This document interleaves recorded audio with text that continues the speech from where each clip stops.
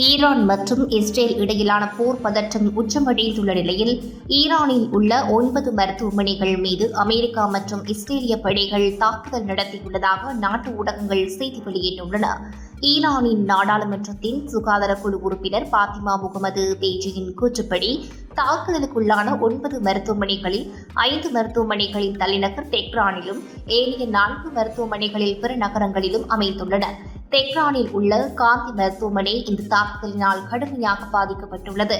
அங்கிருந்த நோயாளிகள் அனைவரும் அவசரமாக வெளியேற்றப்பட்டு மற்ற மருத்துவமனை நிறுவனங்களுக்கு மாற்றப்பட்டுள்ளனர்.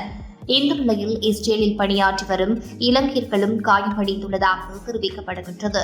மத்திய கிழக்கில் போர் உச்சம் தொட்டுள்ள நிலையில் ஈரான் போர் விமானங்களை சுட்டு வீழ்த்தியதாகவும் தெரிவிக்கப்படுகிறது.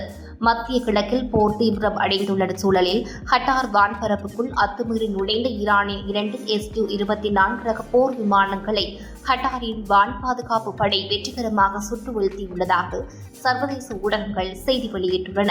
அத்துடன் ஈரானினால் ஏவப்பட்ட 7 பாலிஸ்டிக் ஏவுகணைகள் மற்றும் 5 ஆளில்லா வான உத்திகளையும் ஹட்டார் வான் பாதுகாப்பு படையினர் இடைமறித்து அளித்துள்ளதாக தெரிவிக்கப்படுகிறது.